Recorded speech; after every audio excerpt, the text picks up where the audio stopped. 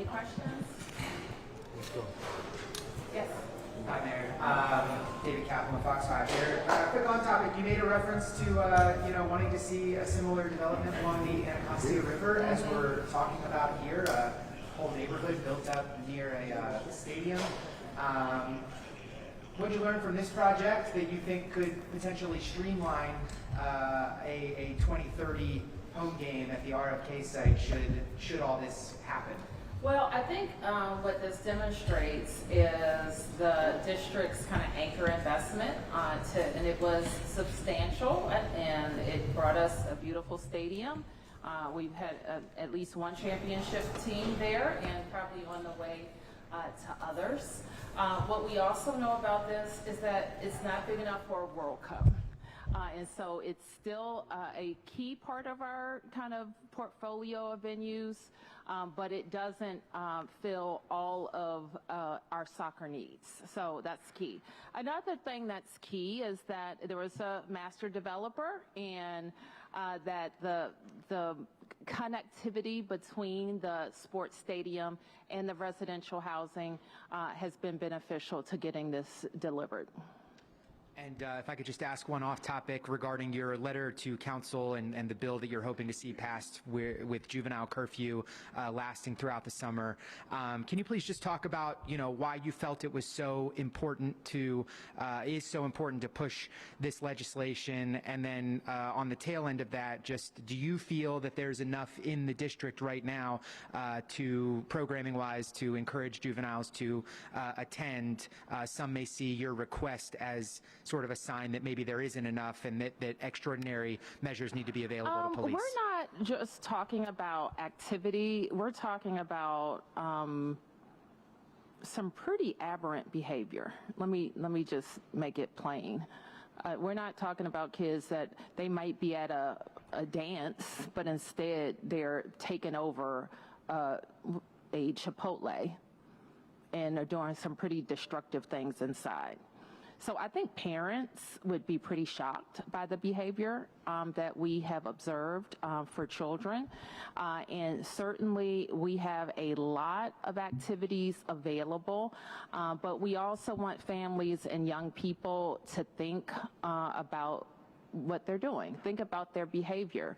And I don't think any of them would be proud if some of these, well, maybe they would. I'm not going to say. But I wouldn't be proud to have, to see what I've seen in some of these establishments, because kids have decided that it was fun to take them over.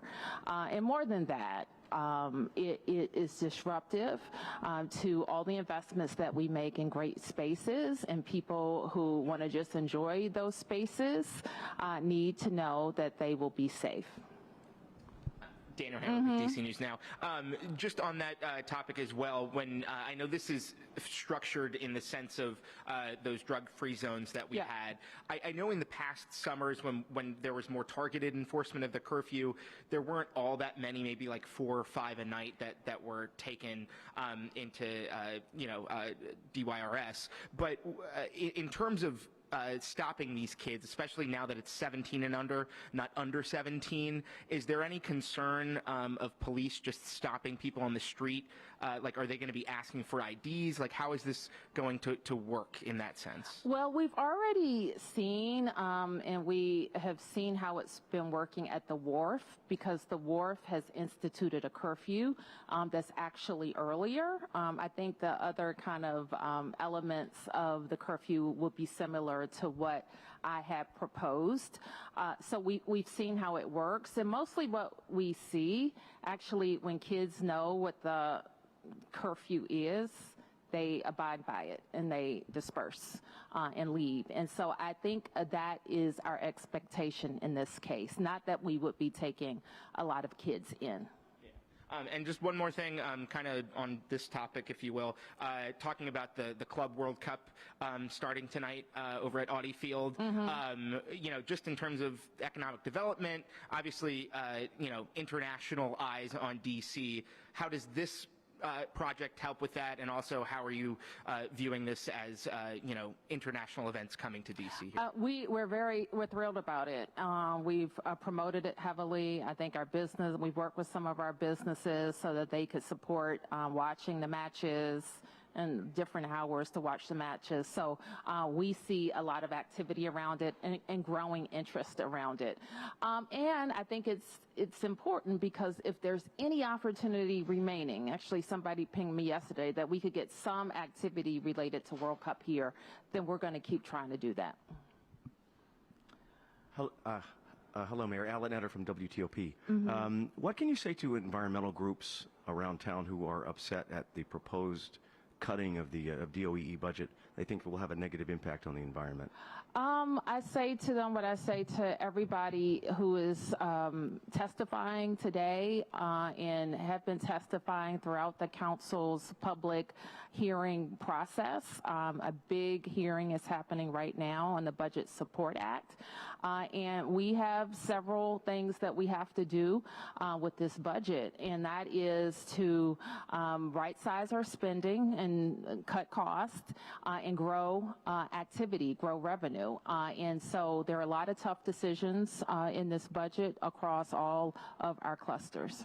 Is there anything that can be done to move things around to address like the bag tax, for example, using that money for general purposes? Can you reprogram that? Well, let me say this, and the city administrator just gave this testimony. I think in the last 5 years, the government's utility costs have increased more than 50% in the last 5 years with about the same usage. So we are on pace to see increasing utility costs. So there have to be some policy changes that address that. And so we think that we've made the smart investments using those dollars to get it done. And if you ask me, can we move? We've made a proposal. The council has it now. And any moves within the budget means something else has to get moved, and unless the council raises taxes. Now, on the energy side, I am pretty adamantly opposed to the council increasing fees on utility bills again, which it has done for the last 2 years running. And so we're calling on them to use some restraint and to be strategic about the investments we're making in the city. Mm-hmm. Hey, Mayor.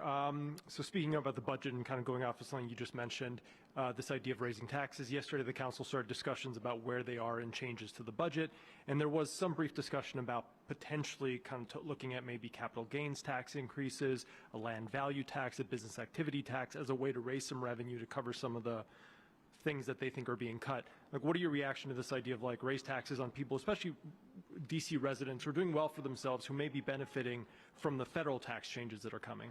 Well, the council already raised taxes on so-called high earners. They did that to fund a program that we can no longer afford.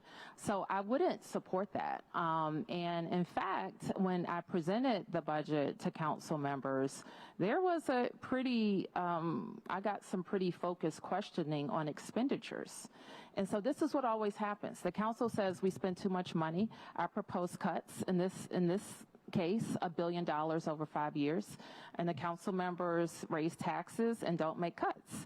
And so that is a sure way to get to runaway spending and unsustainable taxation on residents and businesses. And it is important to us, and Nina's responsibility is to help us attract more businesses that have good paying jobs, to help us attract more residents, to retain more residents, and create more economic activity. And I don't think you tax your way there. And let me be clear, the types of right sizing that we have to do, if you will, especially to programs that are growing unsustainably, you really can't tax your way out of. You really can't. And so we have to be big girls and big boys and make some decisions, but I would not support raising income taxes, property taxes, or any new taxes. And then one specific one proposed cut that could be felt by a lot of residents is this issue of potentially cutting opening hours at DC public libraries and neighborhood branches. I was told that, Director Gavilan testified last week that he wanted to go from 61 hours a week to 40 hours a week at neighborhood branches. I'm just curious what you would say to residents who would be concerned about that, because again, the library is open to everybody and is very popular. I think it is popular, and I'm not sure about proposed hours. That may be his change in response to decreased budget.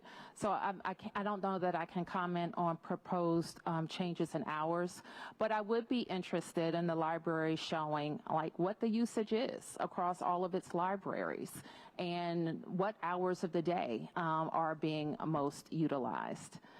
So if you think that every library across the district is being used to its maximum potential, all the hours that it's open 7 days a week, it's not. It's just not. So let's figure out what people want when they want it, and let's try to deliver that. Any other questions? Okay, thank you guys.